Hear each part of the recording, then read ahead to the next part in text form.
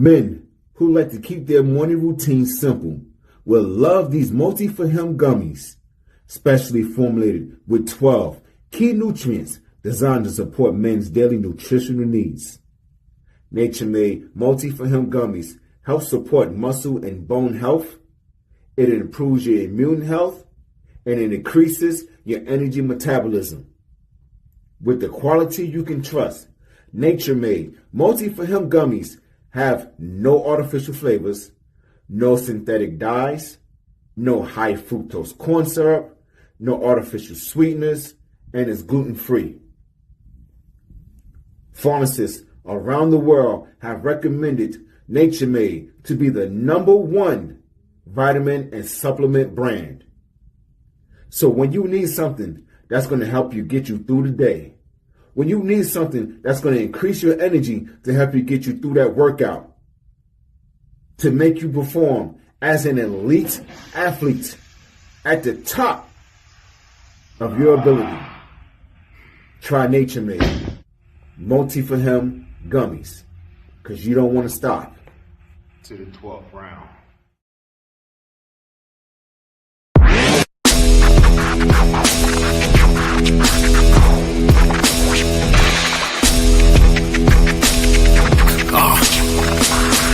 Hey yo, welcome to the Terror Dome. You should be heading home, cause you could bring all of your ninjas and the Technodrome. I rip right through your flesh and bone and mental capacity. Flood your mind with atrocities and copious tragedies. This dark Sabbath is a lesson in street. Behold the church of the ghetto, feel the words when I preach. Amen. Let the Lord say a prayer so they don't end up in front of someone banging their trigger. Living life like a war pig. Fuck the law, I'm getting mine. Let the others figure what the cost is. Purchasing the fortress on gorgeous acres enormous. Car park full of foreigners and women just waiting on us. We living the dream. Y'all living like hell is earthbound. We are not the same. You've been a lame since birth, pal. I don't feel sorry. I recommend they go dirt bound. Doggy dog world, and you've been looking like Chuck Brown.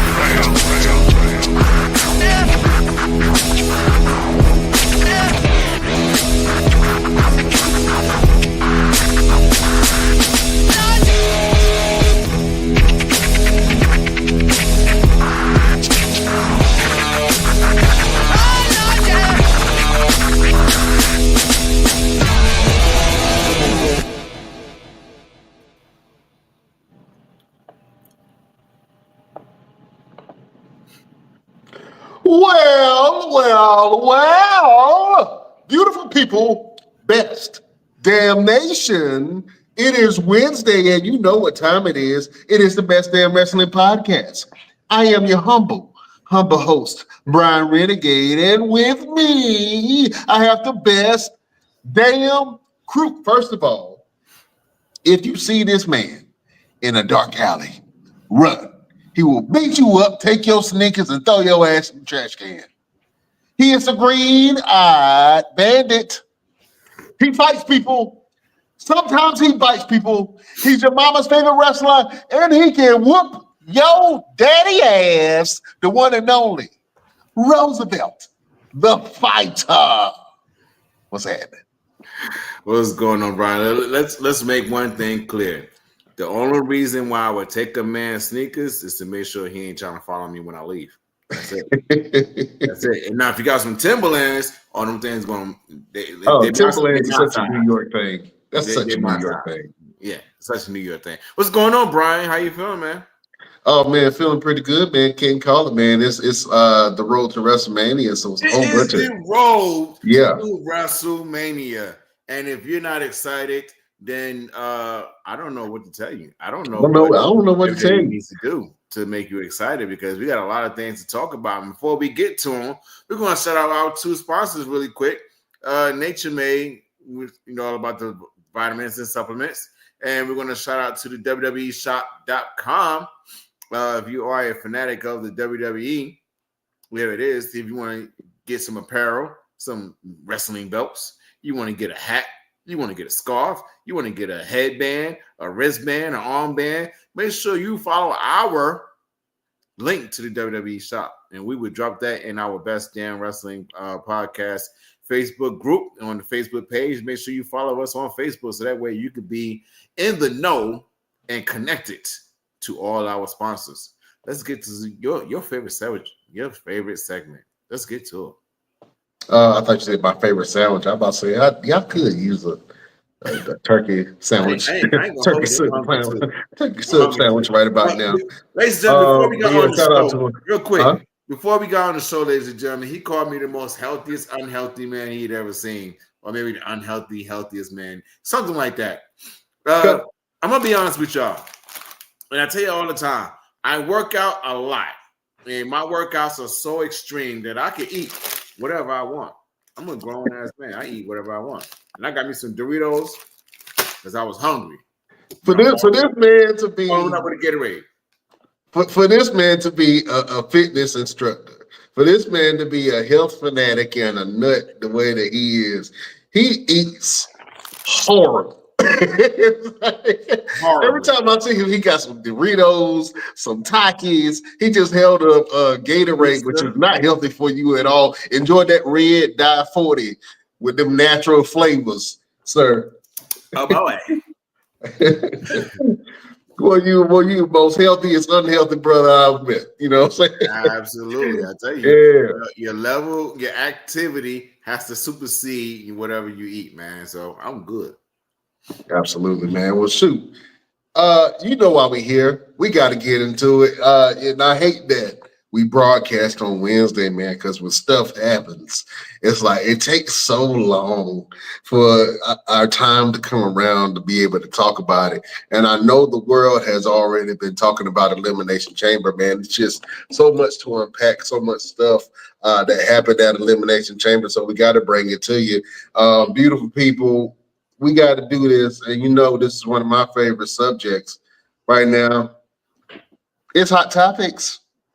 Elimination Chamber just happened. We didn't know how Elimination Chamber was, and right before Elimination Chamber happened, we kind of criticized the event. You know what I'm saying? I know personally, I said, I prefer the Elimination Chambers of old. You know what I'm saying? They were a lot more brutal, a lot more stuff going on. I said that the women will have to step up to make it interesting because there was a lot more on the line for the men. And boy, did the women's Elimination Chamber match did they step up and stand the test of time, because the women threw down. Personally, I enjoyed the women's Elimination Chamber more than the men's. And you just call me whatever you want, you know what I'm saying? But I personally enjoyed the women's Elimination Chamber more. First of all, shout out to all the women that's in this match, but Jade Cargill, I want to talk about Jade real quick. When Jade Cargill showed up, her music hit, and you can see the faces of Liv Morgan, you saw the face of Bianca Belair, and Naomi, and Jade marched down to the ring, stopped the ref from closing the gate, walked in there, looked at Liv Morgan, Liv like, I'm sorry. Naomi turned her head to look at Bianca for 1 second. And next time she came back, it was just a form. Straight to the jaw. And Jade proceeded to whoop the hell out of Naomi in front of Bianca Belair, who was her tag team partner, in front of her pod. But Bianca is in the pod freaking out. Oh my God, somebody let me out. What has happened there? Stop it. She started going crazy, crying, hysterical. And Jade proceeded to pump kick Naomi after she put it in front of the pod. She pump kicked her into the pod. And then Naomi is bear crawling, trying to get out of harm's way. Just bear crawling her way to the gate, and then Jade catches the door, slams the door on Naomi. I mean, the visuals of this was absolutely violent, and I enjoyed every minute of it. And me and my wife was in the house screaming, "Oh my God! Oh my God!" So I wish that I would have recorded my reaction to it. But wow, What an opening and what a comeback for Jade Cargill. Roosevelt, what did you think about it? Man, listen, when she walked in there and I immediately knew she was going to go after Naomi. I immediately knew because the writings was on the wall. The way she walked in and the way she kind of, if it had been Liv Morgan, she would have went right straight for her. It wouldn't have been no delay, no, you know what I'm saying, no stutter step, nothing. She would have ran. But the fact that she walked in and she looked and then she went after Naomi, I was like, yeah, I saw that coming. And shout out to Bianca and her performance. I mean, she was like Nettie on Color Purple.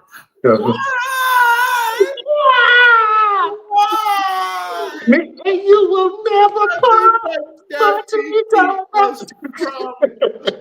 and Jay damn near killed Naomi. We're gonna be honest. Yeah.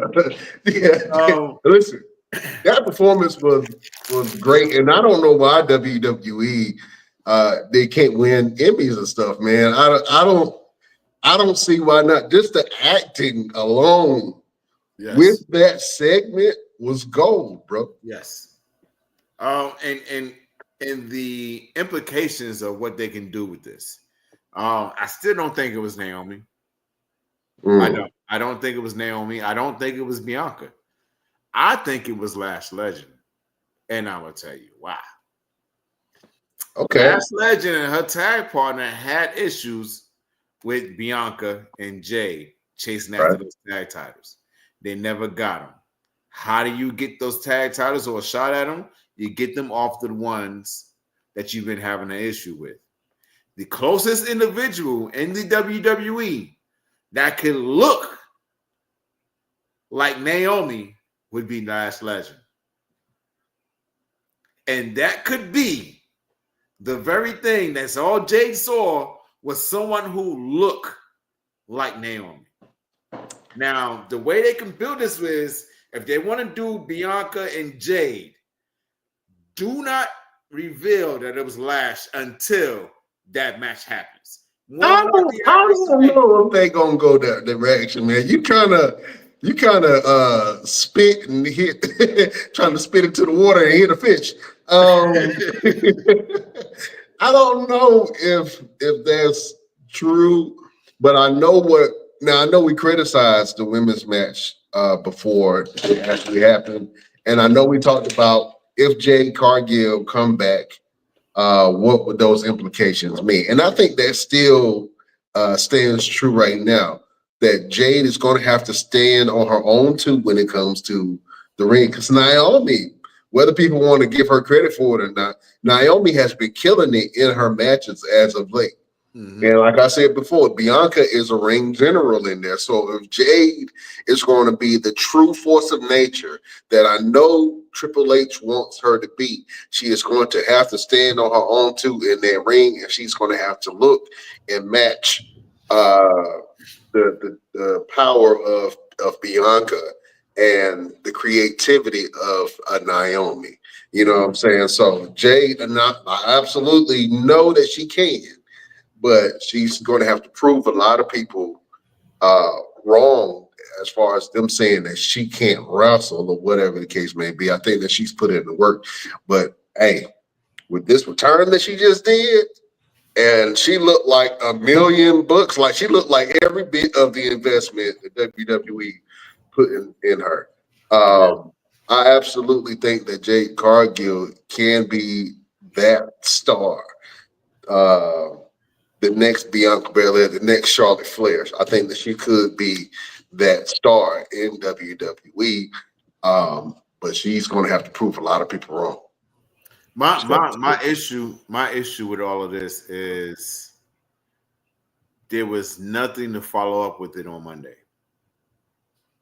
It was just like it happened, and Bianca's okay now. Like Bianca showed no type of, hey, what's happening with my friend? Is she okay? This, that, and third. How am I going to be able to fix this? Like, it was nothing. Even after the match, y'all, granted, you won. That's wonderful. You're going to WrestleMania. Mm-hmm. Congratulations. But there was nothing, absolutely nothing after. And I'm just like, you got to follow up with something. You got to give us something. I get it. She went to go watch the women's match, and we'll get into that a little bit later. But it needed to be something to where her mind was focused on Naomi and Jade. And again, if they do this, and they do Bianca versus Jade, it's going to be a situation where there's a rift between the three of them. Like, I think, in my opinion, Naomi comes back, looks at Bianca like, yo, what was that all about? What was your girl jumping on me and whatever? Where was you? Well, she was in the pod. I get it. But after she got the pod, she went into the match, and I get it. You still got to win the match and everything else. But you stood on the ropes. You pointed to the WrestleMania sign, which is overdone to me. I think pointing at the WrestleMania sign is way overdone.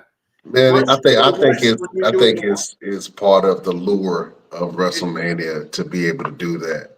But when and you at the do moment, point to the sign is just as big as the moment as going to WrestleMania.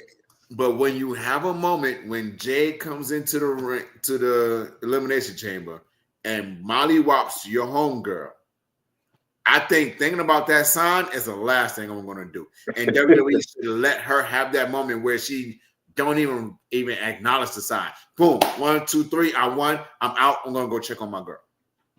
Point at the sign later. Point at the sign after the women's match just past Monday. Point then. Let people know, hey, it's going to be me and you. We're going to do this right here and there. But in that moment, they should have stuck. They should have kept her mind on Naomi, to my opinion. Okay. Well, I think that she did show concern for her friend while she was there after she got released from the pod, and then she immediately regretted it because Liv Morgan proceeded to snatch her hair. And we're going to talk more about the match in a second, but Jade Cargill, man, just made one hell of an impression. And coming in to that match, the time that she did, I'm not sure what they're going to try to do for WrestleMania, if she is going to have a WrestleMania match or not. And if she does, maybe it's against Naomi. I think that'll be a great match. But is it WrestleMania worthy? I don't know. I think it can be. Naomi will put on a show. Jade will, do her thing. I don't know. It's a stat card, you know what I'm saying? But Best Damn Nation, let us know what you think about Jade Cargill coming back and returning and attacking Naomi. I think that was one hell of a moment. And if you haven't checked it out yet, go back and check out that moment with Jade Cargill attacking Naomi in the Elimination Chamber. I'm excited to see where they go with it. I think it's going to be interesting, and I think that it's going to be huge implications for the future. Let's go ahead and talk about this match, man, because this match has some really great spots. One of my favorite spots is when Bianca Belair and Liv Morgan was at the top of the cage, right? Mm-hmm. And for some reason, these women feel the need to pull on Bianca Belair's hair. Now, everybody knows the rule. Bianca will not use her hair unless you keep messing with her hair. Mm-hmm. Listen. When she was pulling on her hair, Liv was almost dangling from the cage, about to fall off, holding on to Bianca's hair. Bianca snatched her hair away from her and hit her with the whip. Listen, I was at the house. I feel like I got hit with a belt. I was like, ah. I felt that immediately. You know what I'm saying? That shit brought back flashbacks when I heard the sound. You know what I'm saying? I immediately saw the whips on Liv Morgan. I could see the blood that was pouring from my skin from when the hair whip hit her. I know that hurt. And everybody in the audience was like, ooh. Yeah, ooh. It was a collective ooh. Oh, snap. that kind of went through the crowd, man, when that hair whip went off. I think that Bianca should use that more, man. I love it. I know her opponents hate that shit, but I love it. You know what I'm saying? Every time I hear it, and whenever she used that hair whip, but I thought that was a great moment when she hit her with that whip. Like I say, every time I hear it, I get flashbacks. I'm like, I'm sorry, mama. I'm sorry. Yeah, that's what that sounded like. It was like, shit, I actually hit it myself. I hate myself for real. Anyway, but that really hurt. That hair whip spot and Elimination Chamber was good, man. What's another good spot that you saw during the women's match that you liked? Not necessarily a spot, but a moment for Roxanne Perez to go out there and really showcase her ability. I mean, this young girl really gets out there, and you can't tell that she's not one of the superstars on the roster. Like, she just came from NXT. I think she just lost the championship, and she is showcasing her ability. So shout out to Booker T, shout out to Roxanne Perez. Right. She's really holding her own with some big names in the WWE, and she should not be able to do that. And I don't think we've had a superstar to come up from another brand like NXT or Evolve in its days when it first came about to really come up and stand toe-to-toe and really showcase that they belong amongst the main roster people since Solo Sikoa. Mm. You know what I mean? And before him, I don't know who actually came up and was like, yeah, this is a main event player right here. So shout out to Roxanne Perez for going out there and getting busy. I think Braun had that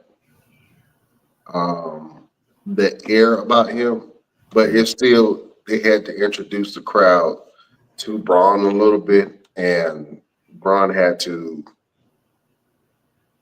He's still trying to find his way. He's still finding his way right now.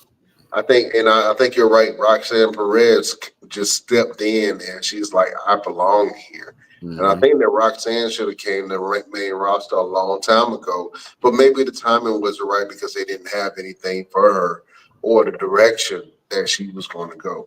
Now, do I think that she's going to be a main event player on the main roster when she does transfer over? I don't know, because the women's division is so stacked right now, and Roxanne Perez,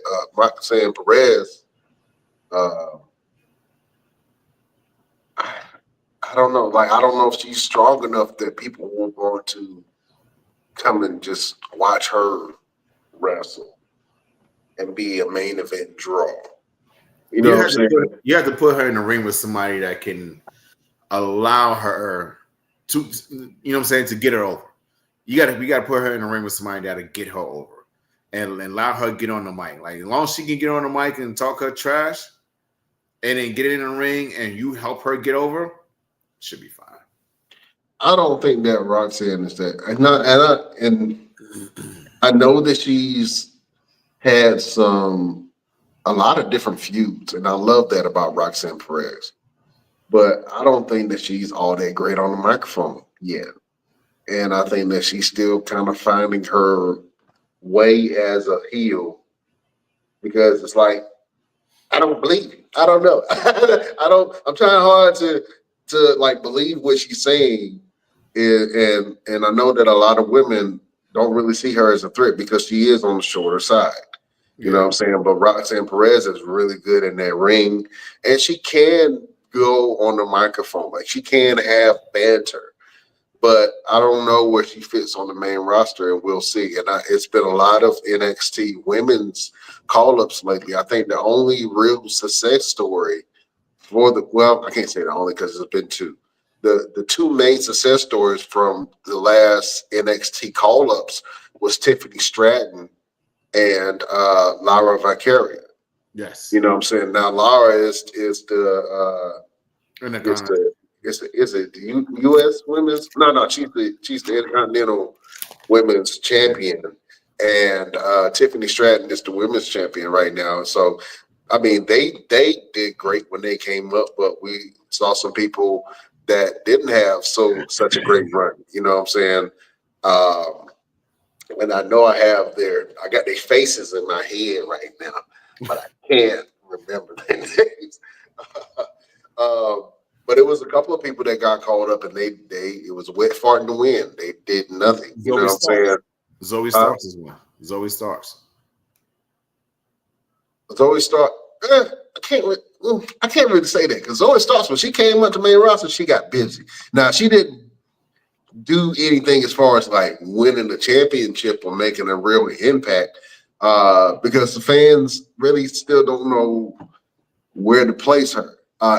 Indy Hartwell was one. Indy Hartwell, and for some reason they brought Indy Hartwell up while she was still NXT champion, and I'm like, damn, she didn't really have an opportunity to get herself over like that. Like, yeah.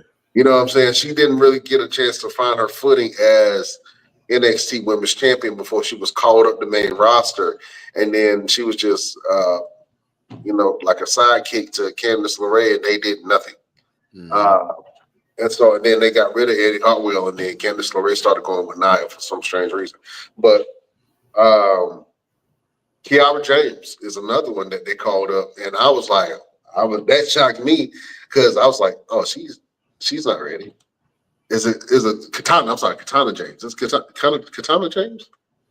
Katana. I know you're talking about. Yeah. Katana. I think it's Katana James. Yeah. So Katana Chance. Yeah, but yeah, so she came up. They didn't do anything with her either, and she really couldn't find her character in NXT yet. So I was surprised why they called her up. I think when she finally did, start getting some momentum, they called her up, and I was like, I don't know where she's gonna fit in at. And so I think a lot of these women that's coming up from NXT is going to have that same kind of issue unless they already have characters established, like Stephanie. What's her last name? Stephanie. I can't. Val something for Vicarious something. Yeah. So NXT they have a great product, man, and they do have one of the greatest women's division in all of wrestling. I can honestly say that. I mean, they got some talent down there, but there has to be some better transitioning or something to help them get ready to transition to main roster and to get on board with how those shows like SmackDown and Raw flow. You know what I'm saying? So they can have a better fit on those shows. So, but shout out to Roxanne Perez, man. Roxanne Perez did her thing in Elimination Chamber. I was super proud of her. She was holding her own.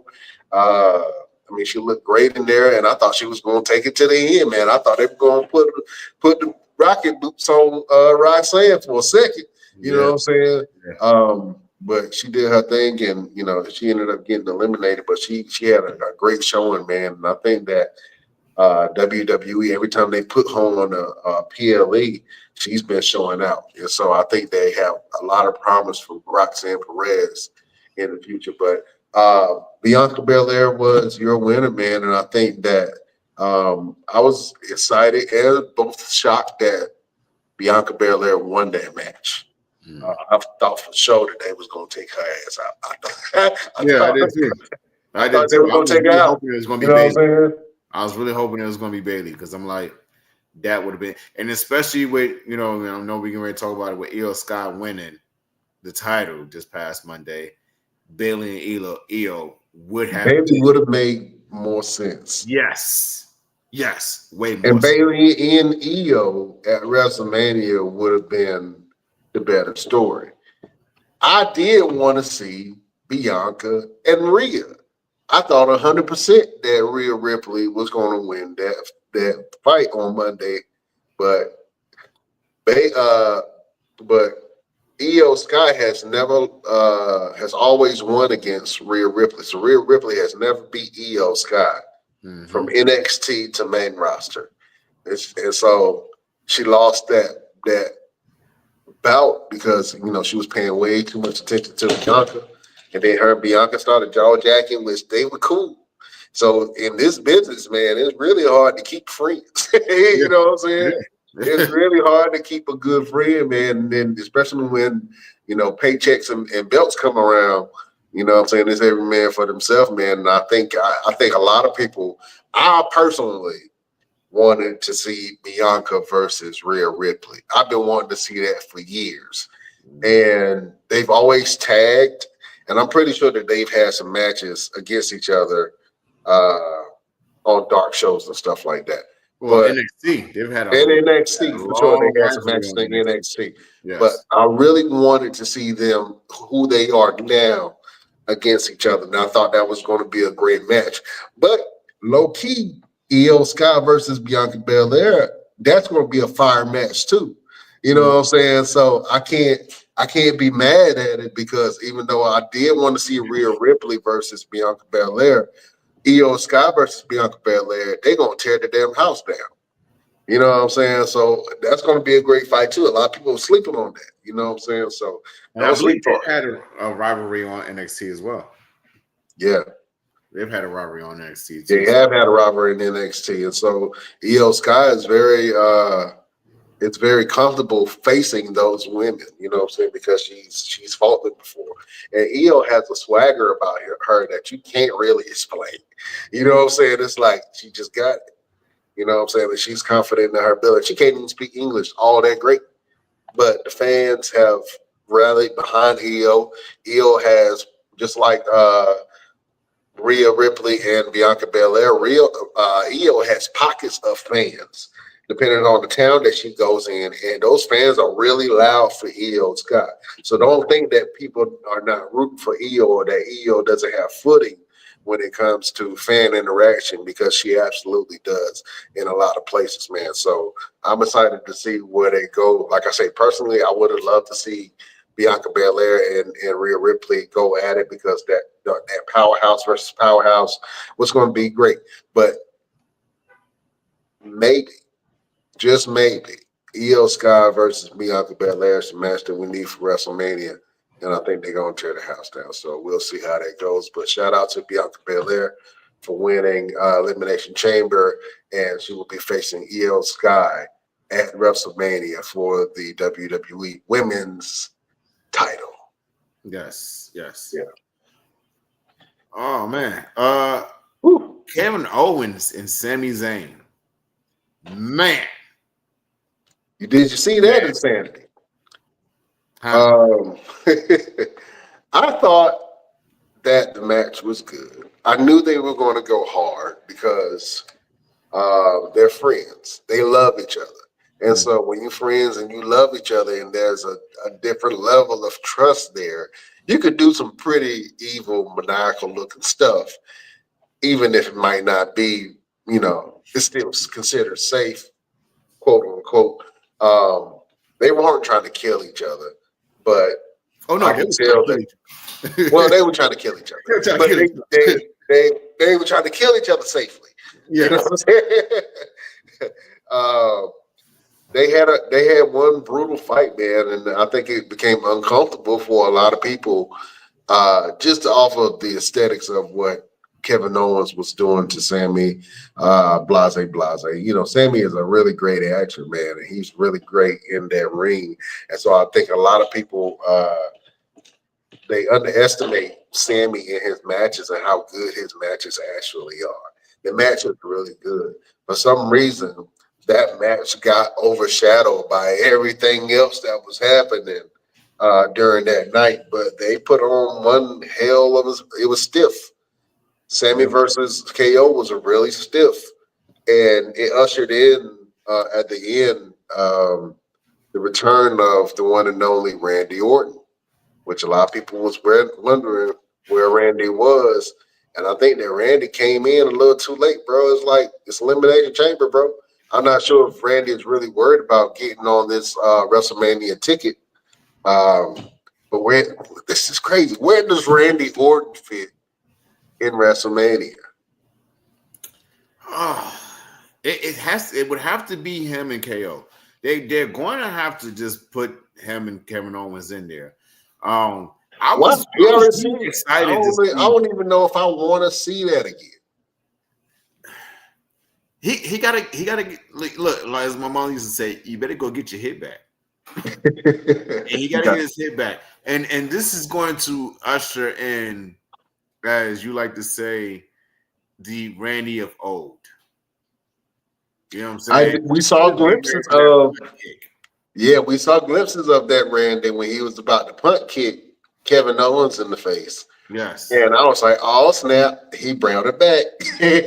He started lining them up to kick him in the face, and then they pulled him up. I saw it before he even got to that point. I saw it when he stepped in there and he kind of looked around as he was getting ready to grab the chair, and he was like, and I said, yo, he gonna punt him. And I saw it because Kevin Owens was positioning himself for that moment. I was like, he's gonna kick him. He's gonna kick him. But as people said, and I totally agree, y'all did not stop Kevin Owens from doing everything he been doing with that power driver and beating the hell out of Sami Zayn that entire match. But the moment Randy Orton was getting ready to kick his head off, oh, now you got a sense of urgency. Now everybody wants to jump in to save a man.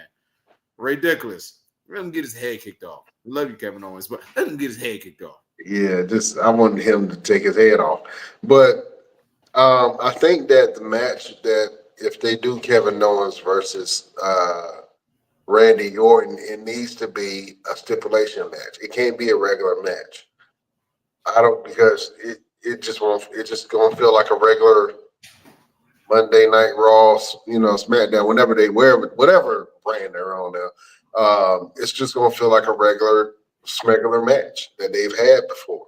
Yeah, you know what I'm saying? Like a street fight or something, and it's gotta. I honestly say, you gotta put Kevin Owens over. Kevin Owens has to beat Randy Orton in that situation, because Randy, I honestly feel like Randy's on his way out. You know what I'm saying? And he's part of the last of that era. Him and John Cena are the last two. So I think Randy's getting ready to transition his way out. This is what I will say, and then we're going to move on to the next match. I personally feel like a lot of the wrestlers that are in their 40s are in the best shape of their life. Okay, they have the best character development in their life. They're having some of the best matches on the cards, and they are given the least TV time. Mm-hmm. And I can't say that for everybody, but when you think into the fact that AJ Styles is in his 40s, Randy Orton is in his 40s, Sheamus is in his 40s. Mm-hmm. Punk ass Cena is in his 40s. Cena is in his 40s. Punk ass Cena, say it right. We can talk about that in a second. A lot of these guys who we consider legends, I mean, hell, Seth Rollins and Roman Reigns, they knocking on the door of 40. Yeah. You know what I'm saying? They 38, 39? Yeah. They right there. You know what I'm saying? And they're having some of the best matches in their careers right now. And it's something about that 40 lane where wrestlers like really do some of their best work.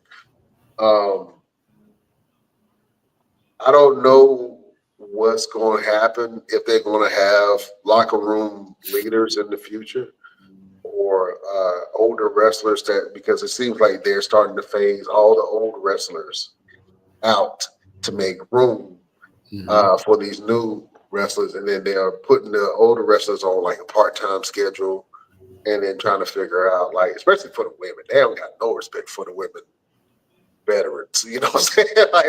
Like Natalia ain't really been on TV like that in a minute. You know what I'm saying? I don't even know who the other women veterans are, other than the obvious Charlotte and Trish Stratus. Bailey. Trish Stratus just came back. But she had a one and done. She ain't gonna be there every week like that. And it's funny because you don't really hear about any of the women veterans and legends once they transition out the ring, still holding a position in WWE as a coach, backstage producer, anything like that's really weird to me. I wonder why that is. Yeah, I think that needs to change, man. I think some of these women can put together some great matches, man. I know that, you have certain talent like Jamie Noble, who was on main roster at one point and then transitioned to backstage and has been producing some absolute great matches, man. And then some of the other guys that's backstage that's been doing their thing. What's my man? Glorious. Shane Helms is one. Abyss. Shane Helms, Hurricane Helms is one. What's my man? Glorious. Bobby Roode. Yeah, Bobby Roode. Even Jason Jordan. Jason Jordan, when he got injured, he immediately transitioned to backstage producer. And then you got Big E that's backstage and doing some correspondence and things like that. So yeah, I don't know. That's weird. Yeah, I would love to see the women make that transition too, or have that open. But there has been some criticism as of late, especially with some of these releases, man. And one of the people that's been in the wrestling atmosphere as first being released is concerned, man, is Carmella. And Carmella expressed some of her concerns about, when she's been with the company for about 12 years, and then she stepped away to have a baby with Corey Graves, and then she was released from her contract, I guess, while she was home. And she's criticizing the company about, hey, I was on maternity leave. I didn't expect me to go out this way. Right. Maybe it's a little bit blowout or blowback from the Corey Graves thing, but I don't know. You know what I'm saying? I can't say, because back then you could be like, oh, Vince is mad at whoever, so he chose to, you know what I'm saying? But now you can't really point fingers now. You know what I'm saying? Because it's so many departments and different people. So you can't see if whoever had personal feelings against certain wrestlers that they released them or whatever. But I think that Carmella was a great talent. I think that she brought a lot to wrestling. She was a former women's champion. So I think that she deserved better than what she got. But right now, it's a good time for her to discover who she is outside of WWE, and if she wants to continue wrestling or her career in something else, maybe acting or something like that, may be along the lines of something that she can get into. But Godspeed to Carmella, man. I don't think that was right the way they did her, but they let other women go off like Becky Lynch and go off, have a baby, and then come back. You know what I'm saying? So Alexa Bliss is another one. She went off, had a baby, came back. Yeah. So I don't think that the baby part was the reason why she got fired. Evidently timing is kind of jacked up. You know what I'm saying? But shout out to Carmella. I mean, I'm pretty sure she'll find something else to do. She's a great influencer, so I'm pretty sure she won't have a hard time trying to find something in social media or something in wrestling or media that she would like to do. To pursue. But yeah. Real quick, I got a cheap, shameless plug. So shout out to my baby. She went out. We had planned to get home and cook. And she went out and grabbed me a pizza. All right. The most healthiest unhealthy man in history, right? Listen, people, if you want to be able to eat like this and still keep your fitness and everything else together, contact me right here today. I can help you eat like this and look like that. You see them abs? You see them abs? See them arms? Holla at your boy Roosevelt. You can eat all the carbs you want. All the carbs you want. Yeah, man. Oh, man. So we also had, let's go ahead and transition to the men's Royal Rumble. I'm sorry, not Royal Rumble. The men's Elimination Chamber match. Um, I thought it was a good match. I ain't gonna lie, I fell asleep during a piece of it. I don't know why. I was just watching it. And I woke up and then John Cena won. So I was like, oh snap. Okay. So I missed a large part of it. But the men's match was good. I mean, they had some really good spots, man. Yeah, it was a good fight. I thought the women's was better, personally. You know what I'm saying? But the men's had that shock and awe moment after the. First of all, we were all shocked that John Cena ended up being the winner of that. And when I saw that, I was so shocked because I didn't think that they were going to do John Cena versus Cody Rhodes. But they ended up doing John Cena versus Cody Rhodes. And I was like, somebody is going to have to be the bad guy here. There's no way that they're going to do two baby faces at WrestleMania. And maybe they could have did it in a way that it was classy and really competitive, but it didn't need that at the time. I think we needed this shock and awe moment. And something that we saw that we thought that we would never, ever see is your boy John Cena turning heel. Now, he's been hitting at this for some while. And you had some words to say to Mr. John Cena.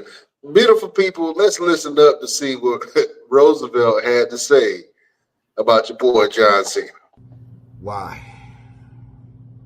Why is anybody even surprised at this point? I told you. I've said it time and time again that John Cena cares about nobody and nothing but himself. Michael Cole said, why did John Cena need to sell out? John Cena sold out years ago when he left and went to Hollywood. I told you guys, all this talk about hustle, loyalty, and respect, only thing John Cena has ever done with those three words is hustle the entire wrestling business. He's hustled all of the fans. He showed loyalty to himself, and he respects nobody. I've been saying this for a very long time, John, that you're a fake. And last night, you showed us that you're just a bitch. I'm still calling your ass out. I still want that fight. And now, more than ever, I want to expose you for the sucker that you are. Answer my call, John. Answer the call of the man named Roosevelt. The guy who likes to fight. Boy, you pulled out some old words. Called John Cena a sucker. I only prove you the sucker. Might as well call him a jive turkey. Yo, jive turkey, John Cena. Go fish eye, fool. Yeah. Oh, poop butt ass. Brought out some old ass. Old insults. Small spot in the head ass. Yeah. Oh, yeah. Oh, African booty scratching. You pulled out the old insults to John Cena. Man, how did you feel? We saw how you felt about it, but what do you think about the whole John Cena turning heel finally and joining forces with The Rock? Honestly, John didn't really put his all into it. I'm gonna be 100 with you. I was expecting, as we said last week, Joshua Torero. Jacob Torero. I think that's what we got. I didn't feel Jacob Torero with that. I felt John Cena, old man John Cena, trying to do something outside of his norm. I didn't feel Jacob Terrell. Jacob Terrell had a little bit more of I don't give a damn attitude to him. You know what I'm saying? John Cena was more like, well, you know, I'm going to hit him with this belt right here, right? And when he get up, I'm going to wait and I'm going to hit him again. And the facial expression just didn't do it for me. He had that old man grumpy look, like, ooh, you kids better get out of my yard. It didn't really do it for me. And then in The Rock doing. How many fingers does he need? Oh, man, exaggeration. Hold on, where's that? It's like he caught a cramp midway. Just yeah. Hold on, let me get all my arthritis. Yeah, for me, man. But I'm interested to see how it's all going to play out. In some way, somehow, I'm going to be in the mix of this because I'm going to whoop John Cena ass. But the thing that got me out of all of this was, what was the need for Travis Scott? Okay. Exactly. The fact that you had to exhale before you said anything says everything. Well, this is the thing. WWE has never shied away from using pop stars in major storytelling aspects of wrestling. So to see Travis Scott there, it made sense from a WWE. Why not get one of the biggest rappers? I guess I don't listen to his music, but why not get one of the biggest rappers in the world to be in the ring with the biggest star in the world, Dwayne "The Rock" Johnson, and the box office darling John Cena. I mean, I thought that the aesthetics of it was cool. I guess it pulled some viewers that normally wouldn't have tuned in to WWE to see what was going on. First of all, let me say this. John Cena turning heel is the biggest heel turn of all time. You see the press conference? He just came in and dropped the mic. He ain't need to say nothing. He didn't after need to say that. nothing. John Cena turning heel. Old man Cena was the biggest heel turn of all time. Argue with your mama. It ain't nothing even close. If people gonna say Hogan turned into the NWO, no. This is different. This is pure, unadulterated cinema right here. And the fact that John Cena is at the end of his career, has months left on his career, and is brave enough to turn complete heel, I think it is brilliant. I think that we're going to see probably some of the best acting from John Cena that we have ever seen in any movie that he's ever been in. You know what I'm saying? I think that John Cena turning heel will challenge him in a lot of different ways. And to be honest with you, I would give heel John Cena the belt. You know what I'm saying? I would give heel Cena the belt. And like I said last week, John Cena is not out of the realm of selling his soul, because I 100% believe somebody asked The Rock, I can give you everything that you want. Mm-hmm. You just have to give me your soul. Mm-hmm. And I believe that these men have experienced that. So for me, seeing soulless ass Rock in there with soulless ass Travis Scott in there with soulless Cena, it's just a whole bunch of evil going on. And I love it. You know what I'm saying? That's what you need in the good guy versus bad guy. Now, those two stark differences, man, I wanted to make this a very interesting heel run for John Cena going into WrestleMania and throughout the entire year. Hold on. I got a comment, and I'm gonna debunk this. You know what I'm saying? We got a comment from Facebook. Hogan turning was the biggest heel turn. Fans were upset, throwing things, making a mess of the ring. Cena turning was shock, but not the biggest. Okay.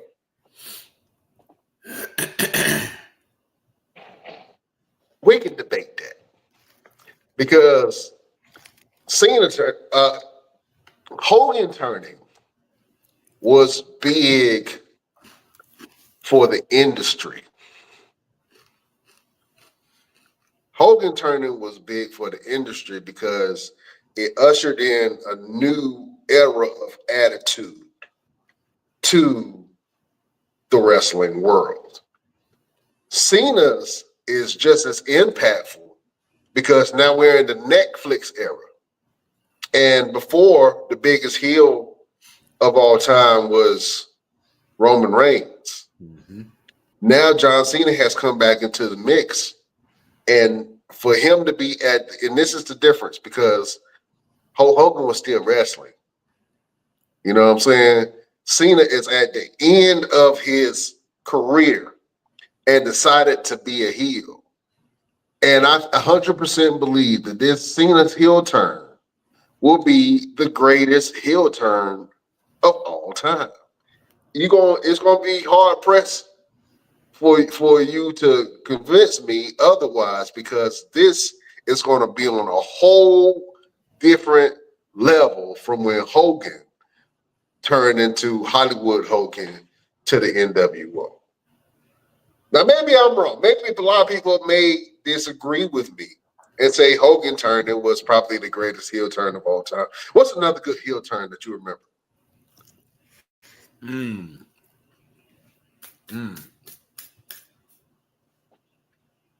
It would have to be Seth Rollins. They were already a heel group though, so that was more betrayal. They were babyface. They were babyface group. When has the Shield ever been a babyface group? Right. Stone Cold Steve Austin had his moments where people felt like he was a heel, but he was a babyface. That was different because Hogan. I mean, he was still a heel. He was doing heel stuff even as a babyface. That's different. The Shield coming in was a heeled faction, and they remained a heel faction up until the end. That was a betrayal. I don't think that was a heel turn, but that was a pivotal moment in the careers of all three men because it changed the course and the direction and trajectory of all of their singles runs. Yeah. You know what I'm saying? So for me, I'm trying to think of like another shocking absolute heel turn that we've seen that had like huge implications. Right now, I can't think of the other than I guess the New Day, but that was anybody like really shocked. I mean, they booed the New Day. That's great. Yeah, I can't really think of one that's on the magnitude of a Hogan or a Cena turning heel. So Best Damn Nation, if you can give me one, some of the greatest heel turns of all time, let's talk about it. Now I'll go ahead and read it online or go ahead and put it in the group. But yeah, this Cena heel turn is different. Now, you know what I'm saying? Cena better not come out with them daggone jean shorts and them sneakers. He gonna come out with the jean shorts and sneakers. Maybe he might come out with some glasses, jean shorts and some sneakers. He almost needs to emulate what I do. He needs to go out there in a suit. He needs to walk out there because think about it. The Rock didn't go out there in his wrestling trunks. The Rock went out there and wrestled in some dress pants. Wait, last year. Oh, I mean, The Rock went back to his Versace look. You know what I'm saying? So that was his heel attire. And I think John Cena needs to do the same thing. Yeah, so John Cena's heel attire, I don't know what that may look like. Maybe his heel attire, he might wear trunks. Not trunks, but he might wear wrestling drawers. I don't know what y'all call them. Trunks. But no, that would look stupid. That would look really stupid. Why? Why would that look stupid? He's never wrestled in trunks before. And he already went out naked during the Emmys, Oscars. One of them he had went out there butt ass naked. So I don't think that.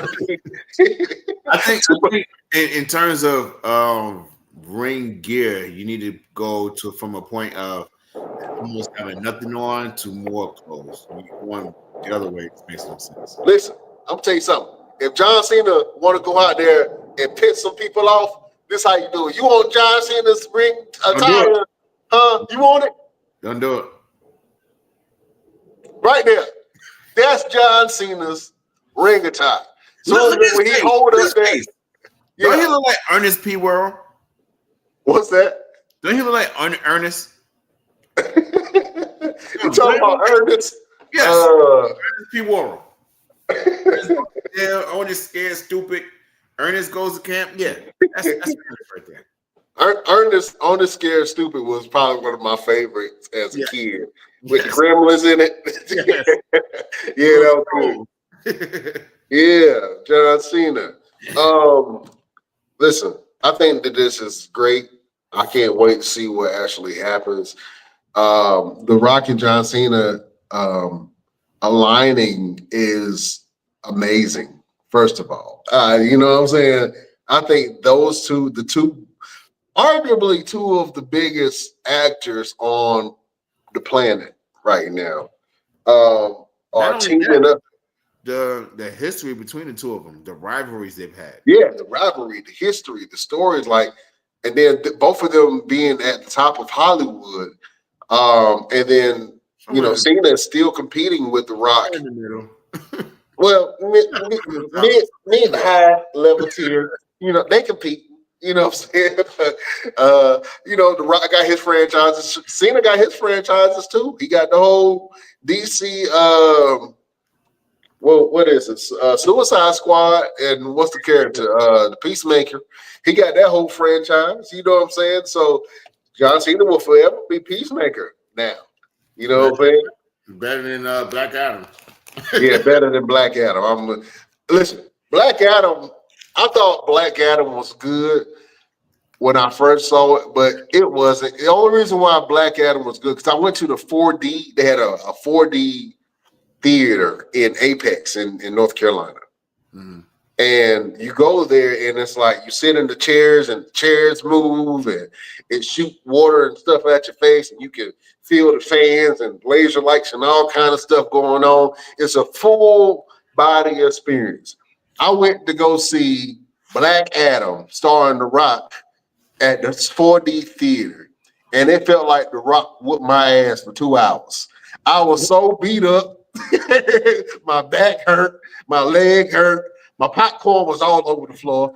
And then the pieces of the movie that I saw, it was while I had a headache, so I couldn't tell if it was really good or not. But after I went home and watched it, and it was just like horrible. It was god awful. So, yeah, it wasn't that great. So The Rock won't be synonymous with that Black Adam. I think that's going to be buried. So just like Shaq with Steel. Mm-hmm. You know what I'm saying? Although I enjoyed Steel a lot more than I did Black Adam. But yeah, I think that two of the largest superstars joining forces, man, in this medium, I think this is going to be great. And it's going to challenge both The Rock, and I think it's going to challenge John Cena. And it's going to challenge the fans, man, of what they think about John Cena. And, he's pretty much going to be just tarnishing his career and everything that he's been building up over the years within this last couple of months, man. And I think that he's going to be remembered and revered for it. And John Cena might be put in a position where if he wanted to come back to WWE as that character or as a prominent role, that he can step into that, just like The Rock with the Final Boss character. You know what I'm saying? Yeah. So, and two things that came out of this, and then we'll move on to the next thing, is that Travis Scott is actually training to be a professional wrestler. He is down at the Performance Center, and he's taking his bumps and learning the ropes. After Elimination Chamber was done, I heard, saw a video of him meeting Triple H backstage, and he was like, "Yeah, man, I'm ready to go get back in the ring. Like I'm thinking about going about rings and putting them on every house that I have." Rappers, why do you have so many houses? You got one body. I don't understand. But we'll get to that in another show. And then another thing was Ric Flair making a comment with his old ass saying if he got to find a way to get to WrestleMania and make sure Cody wins, he gonna do whatever he got to do because he's not gonna let John Cena take his legacy and take his highest number of championships. He's not gonna let it happen. So see, that's a whole nother can of worms, right? That's a whole nother can of worms if Ric Flair gets involved. That's like now that right there is blending reality. This whole kayfabe thing kind of misconstrued on that standpoint, because I'm pretty sure Ric Flair doesn't want anybody to break his record. Right. But if somebody does, I'm pretty sure that he would be cool with John Cena breaking his record. But at the end of the day, if you set a record, you don't really want nobody to break your record. You know what I'm saying? You really don't. Like if you set a record in high school for track and field, and you held that record for 10 years, and then there's all of a sudden this new hot stud is coming, and he running faster than everybody and coming almost break your record, you're gonna be happy that somebody broke your record, but you're not gonna really be happy that somebody broke your record. You know what I'm saying? So I can see why Ric Flair is like, hey, let me come in, let me do something, have me help Cody in some type of way. But the reality is the WWE don't really want to see Ric Flair old ass in the ring no more. Stone Cold Steve Austin did make a comment, and people were not expecting him to say anything, but he made a comment. Hey, if you need me, I'm there. So we're gonna see what happens. I don't know, because he wasn't there last year. So why you gonna be there this year? I don't know. Stick to your guns, Steve Austin. Stick to your guns. Yeah. If you wanted to help Cody, you should have helped last year. It's a bigger moment. It's a bigger moment, I think, for Stone Cold. This is 100% a bigger moment. Last year was a breakout moment. This year is just a big moment altogether. You know what I'm saying? This is going to be very, very, very interesting. The other question is, where does Roman Reigns fit? Are you going to have a WrestleMania without Roman Reigns? Now, Roman Reigns is he's still not a babyface, so he didn't go completely babyface. He doesn't have his bloodline. He doesn't have anything really going on. And if you insert Roman Reigns right now, it won't make sense. It's going to feel forced, and the fans are going to revolt against it. So, do you leave Roman Reigns off of this WrestleMania? You have to. You have to? He literally does not have anything to do. The new bloodline has nothing to do. Only thing that's really going to build with this new bloodline is Jacob Fatu and Solo Sikoa. I don't even want to see that happening right now. I don't even want to see that. I know that they appoint to it, and they might have Jacob Fatu versus Solo. You know, but after that, what's the point of that? You know what I'm saying? Like, let Jacob Spear get a rocket in his ass and let them sit down. He already got one. Being Solo Sikoa, I ain't gonna put him on a higher plane. You gotta feed him somebody. It gets him away from Solo completely. Okay. So what does that mean? You pretty much had Solo by himself once he beat Roman Reigns. He just kind of went off a little bit until Roman just kept coming back. Roman just kept coming back until he beat him. Now, if you do, because Jacob unexpectedly came in and was like, that's a star right there. Your eyes are fixated on him. And it was just like Solo when he first came in, your eyes was fixated on him. He's like, yo, this dude right here is something serious. This guy's something sinister. Jacob Fatu, when he speaks, you believe it. When he said, yo, I'm gonna walk in this ring and I'm gonna bust your ass. You understood that what he said he gonna do, he's gonna do. You know what I mean? Yeah. Yeah, exactly. So yes, he can get the rocket up his ass without being involved with Solo. But then the fans are always going to keep asking, what if? What if Solo and Jacob? Let him go ahead and beat him since Solo on his ways wherever he gonna go. Let Jacob go ahead and get a championship or something or whatever. Whatever they want to do with him, let that man have his by himself.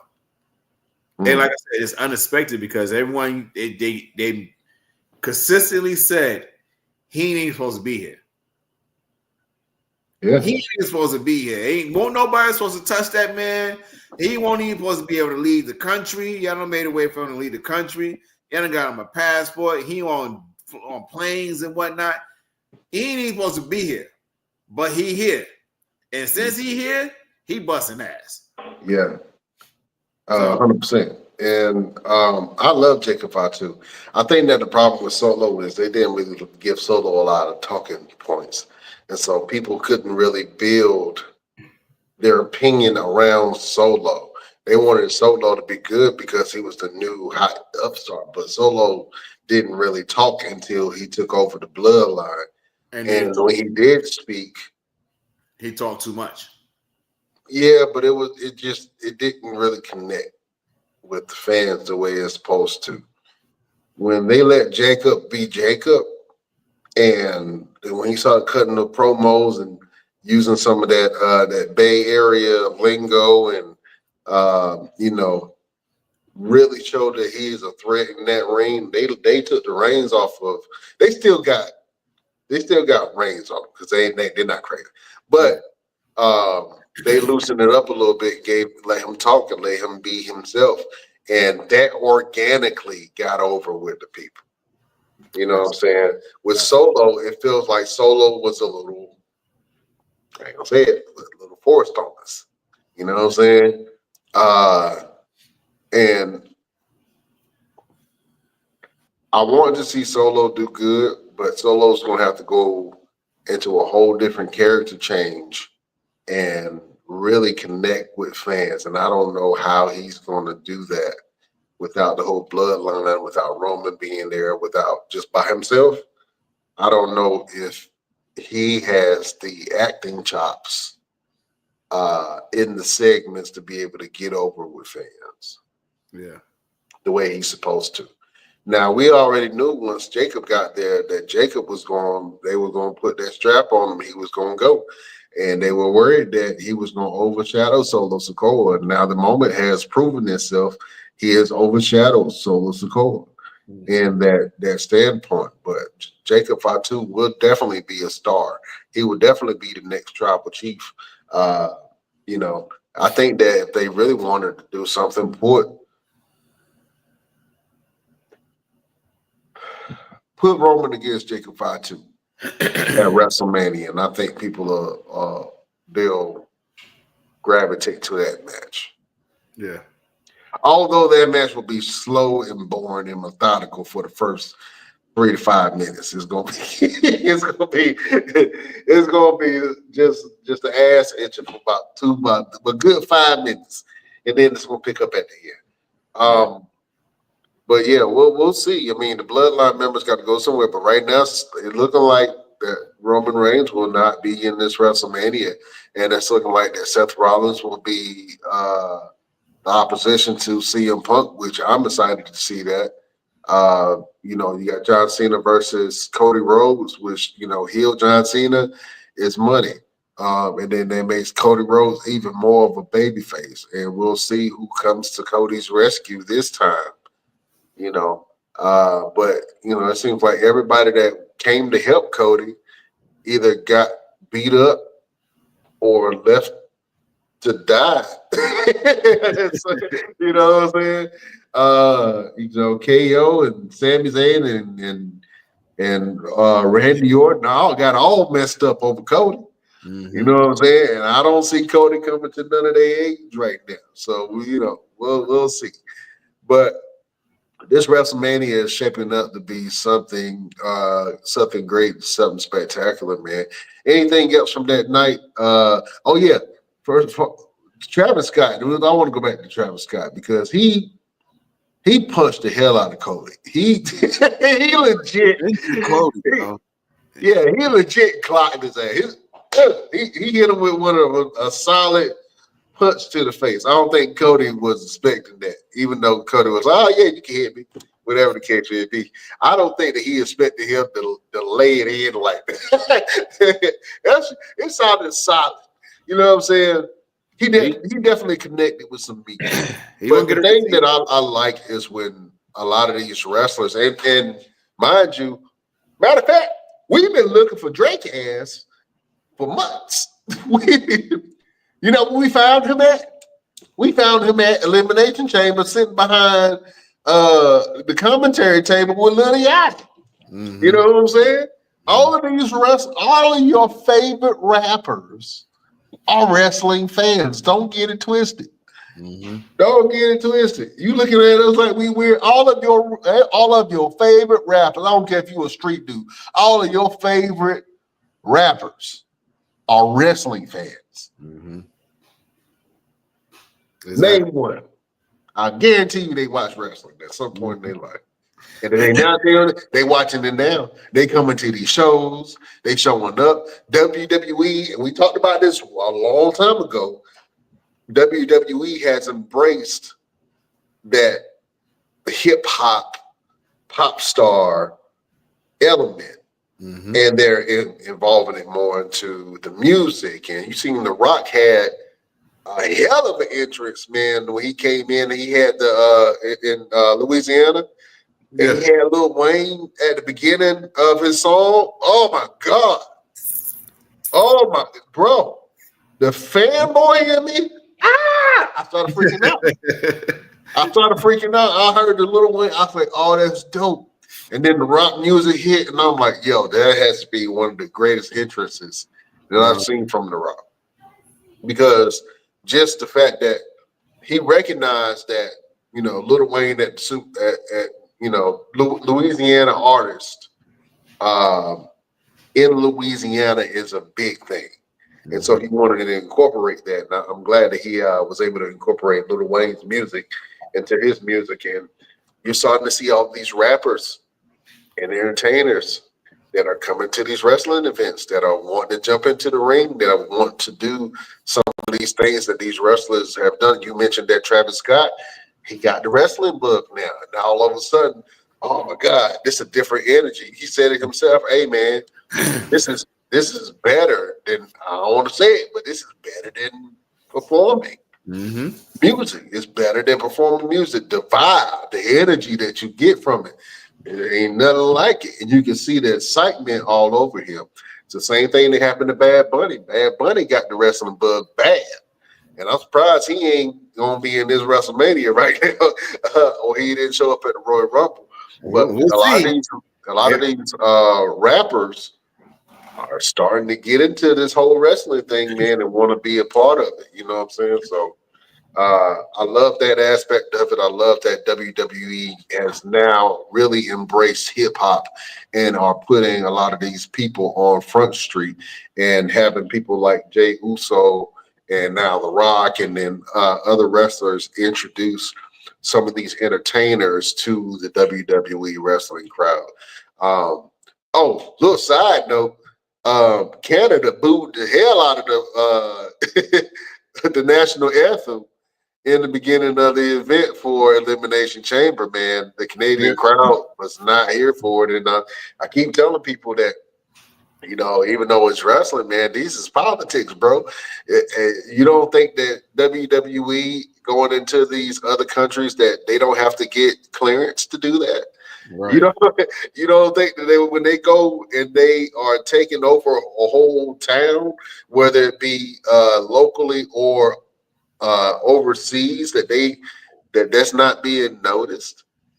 Mm-hmm. You don't think that when WWE went to Saudi Arabia for the first time, you don't think that they had to get that cleared to be able to do that In the middle of a war. in the middle of a war? Are you so? Hey, man, it's bigger than wrestling. And this is what I've said for a long time.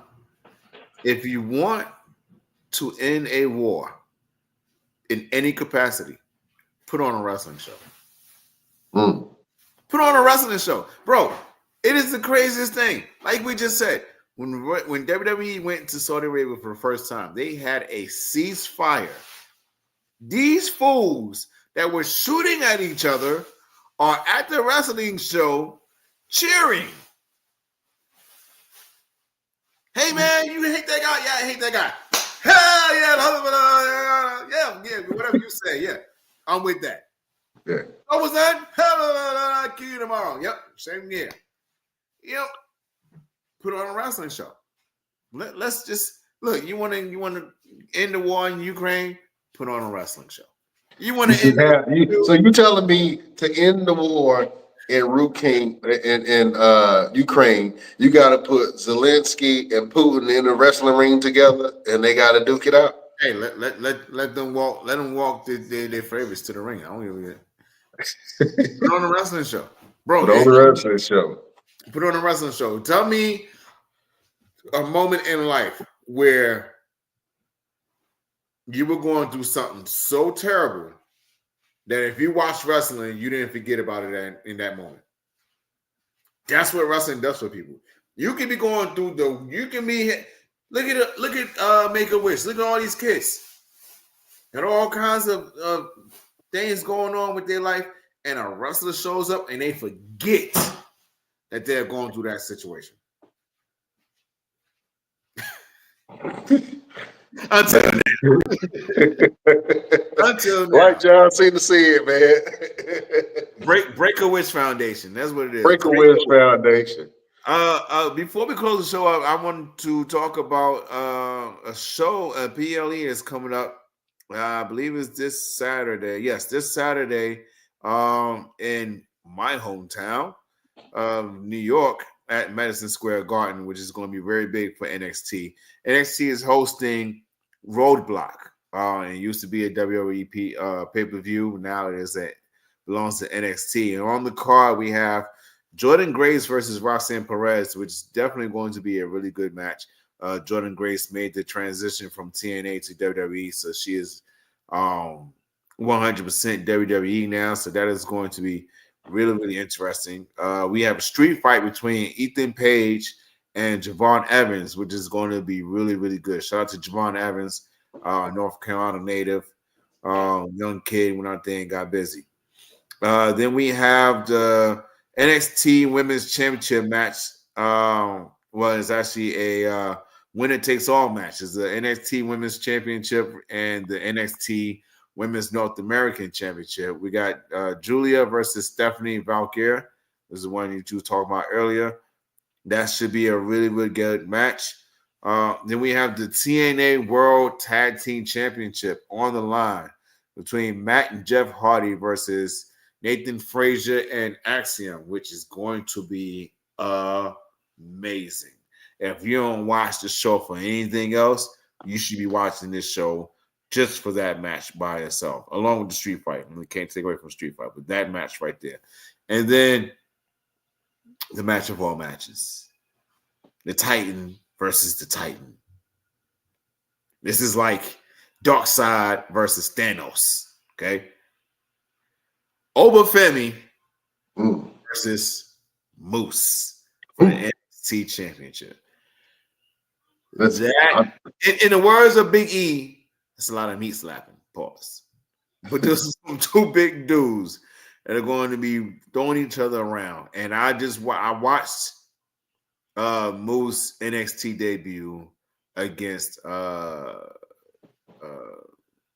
what's the boy name? Lexus King. Lexus King. And Moose is out there doing moonsaults and whatnot. And man, that size should not be able to move like that. And then Obafemi is out there taking slams and then popping right back up and looking at you like, bring it, brother. That is going to be a match to be talked about for years. Big sweaty men slapping meat. Slapping meat. Yeah. So tune in. Check your local listings to find out what time and when it's going to be on, where it's going to, where you can see it. It's going to be on the Peacock app. So on Peacock, you can watch big sweaty men slapping meat. It's going to be on the CW on Tuesday. Okay. All right. It's going to be on the CW on Tuesday. So it's not a PLE. It's going to be on the CW for the United States and on Netflix internationally. So you make sure you tune in and check that out. It's going to be good. That's going to be good. I got to figure out how to get CW, man. I don't have that on my channels. I was looking. I was like, I don't got CW on here. So I got it's a regular station. It's a regular local station. I ain't got regular cable. I got a bunch of apps that have like channels. So I gotta find it. You know what I'm saying? Oh man, but that's gonna be good, man. I can't wait to see that. Congratulations to Moose, man, for coming to WWE. I know that in a couple of interviews he said that he didn't really have a desire to come to WWE, or that he was happy where he was in TNA and being on the independents. But I mean, the proof is in the pudding, man. You know, when people come to the big dance, they happy. So all that shit that they said before, they go out the window. You know what I'm saying? Yeah, I ain't gotta have WWE. Well, you know what? It's nice to be here. I appreciate everybody that you know what? What I had said before. Don't even worry about it. Yeah, don't worry about what I said before. I was bitten, you know. I was just bitten. Oh man, real quick, man. It's been a great show. WWE 2K has just dropped a new list of people, man, and they got your boy New Jack on there, also with other slew of people. I see D'Lo Brown on there, Billy Gunn, New Jack, of course, and I'm excited to shout out to New Jack, Bull O'Connor, not Bull O'Connor, Bull Knocker. What is it? Bull. Let me say Bull. That is way too tiny for me to see, but it's a bunch of people on there. You got Great Khali, you got Abyss. 3 NBA stars are going to be up there, which is going to be announced pretty soon. So that should be really cool. Alex Shelley, oh, that's cool. Chris Sabin up there, Julia, Stephanie Valkyrie. So a list of superstars that just got to WWE are up there. Road Dogg, Billy Gunn, D'Lo Brown, Victoria, Mark Henry, Jesse the Body Ventura, Mr. Wonderful, Trish Stratus, Junkyard Dog, and the one and only Sid Justice. Rest in peace, brother. Yeah, man. So that's going to be interesting. If you got the 2K game, man, go ahead and download that pack, and you can play with some absolute legends in the game, and that is so exciting. I might have to go ahead and get it. Now, I bought the last 3 2Ks, and I have not played them at all. So I got 2024 up there freshly downloaded. I bought it on my birthday, and I have not played it not one time. So I got to do better. So I don't know if I'm gonna do this one, but I'm gonna try to play that 2K24 and get. Once the controls changed a little bit, I kind of lost interest. You know what I'm saying? The controls keep changing. And I'm like, I like the way it was before. So yeah, but shout out to everybody that plays that. Maybe we got to play that and put it on our Twitch stream. Shout out to everybody that's watching us on Twitch right now. We might, try to do a game day for y'all, man, and play 2K24, 2K25. I got an idea. Yeah. since I'm coming to Phoenix next month anyway, Mm-hmm. let's do it then. All right, we can do it then. Let's You know find what a I'm saying? time to do it then. And we will stream it. Yeah. You see me able to put the smackdown on your candy ass. Yeah, I'm gonna beat your ass with Dominic Mysterio, boy. I can't wait. Mhm. I can't wait. Oh man. Oh, real quick, man. I know somebody else that was a little heartbroken about John Cena's turn. Um, your boy Ron Killings, man. He liked your video uh, that you completely destroyed John Cena on. Absolutely. Shout out to R Truth, man. That's my Shout out to R-Truth, man. That's my dog. Yeah. Member of the Best Damn Crew. Roosevelt, man, before we end the show, anything else? Any topics that we need to touch on? Nah, man, I think we good, man. I mean, like, as we always say, make sure y'all tune in next week when there's the Best Damn Wrestling Podcast every week. Shout out to all our sponsors. We will be dropping some new commercials really, really soon. Yeah. Been kind of lazy on that, you know what I'm saying? Life, we got a lot going on. Our bad. Our bad. This Our one's bad. on us. Yeah. Bad. Straight up. Shout out to all our sponsors. Life be happening. If y'all want to send us some money to make these things happen a little bit faster. Yeah, just it'll be nice. You know what I'm saying? We ain't begging or nothing. You know what I'm saying? Just saying that it'll be nice if y'all want to send us some dollars. We got a Patreon, so you can go and join our Patreon if you want to. www.patreon.com/the Best Damn Wrestling Podcast. And you can join your boys. We got all kind of stuff up there, some exclusives for you to be able to take advantage of. So if y'all want to support your boys, you can go over to our Patreon and support us on our Patreon.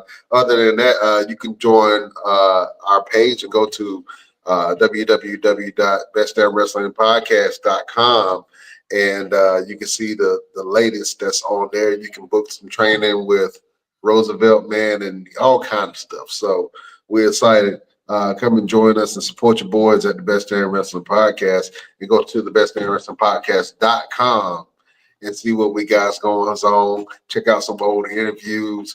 Look at the blog that we got up there. You can check out the new program, one-on-one with LP. And like I said, you can go ahead and book a session with the one and only Roosevelt, the fighter. And speaking of LP, if you guys happen to be in the North Carolina area and you are into fashion and you want to see a very amazing production be put down, guys, come on out to the greatest fashion show, Cirque de la Mode. All right, LP put some words together. Yeah. Cirque de la Mode. Circus of Fashion. So you guys come on out. Someone's happening May 3rd at the Durham Armory, 212 Foster Street, Durham, North Carolina, 27704. Absolutely, man. Absolutely. Let me just real quick do a real quick rundown of some of our sponsors, just because we want to show some love to everyone that support us. And you can click on the link and support the sponsors. You can also go to our website and click on some of the links there and support our sponsors. It goes a long way. So shout out to Burkle. That's in the Amazon marketplace. If you need some kitchen machinery, Burkle got what you need. Shout out to Brick House Nutrition for supporting us. Brick House Nutrition supplements, Cigars International. If you want a good stogie, go to Cigars International. Force Factor, which is they do nutritional supplements. We also got FragranceShop.com. Shout out to FragranceShop.com. Giardelli Chocolates, which has been supporting us for some time now. Health Labs Now. Shout out to Nature Made, which is one of our main sponsors that we have on the show. Also, Pete's Coffee. So if you like some good coffee, holler at Pete's, and you go on our sites, man, and click on Pete's, and we got some good discounts for you with Pete's Coffee. Shout out to Rite Aid for being the sponsor of the show. Also, Russell Stover's Chocolates. We love chocolate on the show, boy. So shout out to Russell Stovers, STDcheck.com. If you got a little burning sensation down below, go to STDcheck.com and you can check out some of your symptoms from the comfort of your own home. So shout out to them. Tour Hub is another one of our sponsors, trip.com. If you leave some great deals on travel and vacation, go to trip.com. Upside app, also points, and through points, Hilton Honors and Marriott Bonvoy. Shout out to them. They sponsor us too. And Fanatics. And so we just don't have the WWE shop, but we also have the NHL shop, the NFL shop, the NBA shop, all of those shops. So if you like fan sports gear, shout out to our partner Fanatics. And you can go to WWE Shop, get your WWE gear. Or if you like sports in general, just go to our website, click on some of them links, and support something for our sponsors. Absolutely. Roosevelt, it's been a great show. We got to end it with a final word. Do you have a final word for the beautiful people? Yeah, man. My final word is live responsibly. Take accountability for everything you do and live responsibly, man. A lot of us, we move around and we deal with life almost recklessly sometimes. And I get it. You want to live, but if you're going to live responsibly. That's a good word from your boy Roosevelt on the Best Damn Wrestling Podcast. Oh man, live and drink responsibly. This is a good word for your boy Roosevelt, the fighter. This is what I'll say.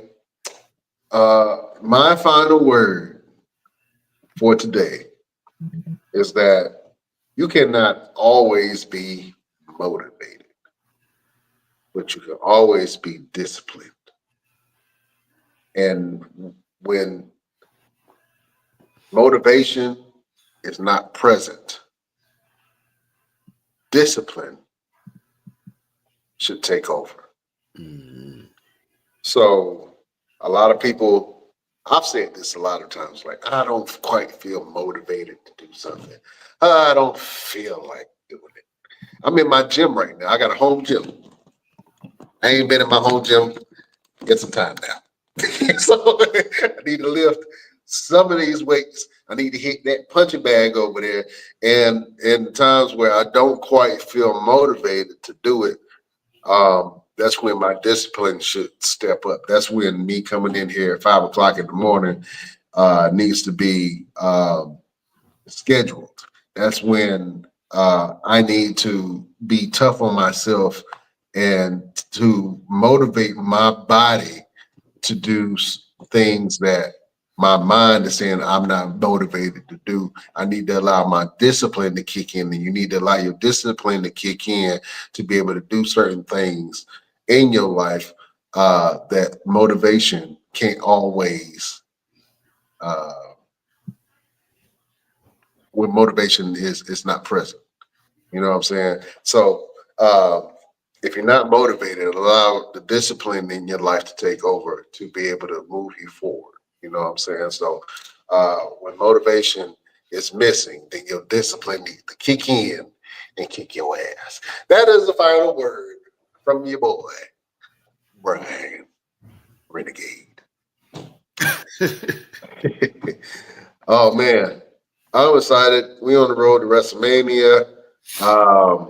It's a lot of stuff going on. John Cena just turned heel. We'll see how that plays out. It's a good time to be a wrestling fan, man. It's a good time to be a wrestling fan. It's a good time to be a fight fan. Because sooner or later, once the food run out, it's going to be the land of the gladiators. So, yeah, there's always going to be some money to be made on some fights. You know what I'm saying? What I will say is it's a crazy, turbulent time. Take care of yourself. Take care of your family. Prepare yourself. You know what I'm saying? Don't just, it's a lot of stuff that's happening in the world. Not me personally, and this is a little side.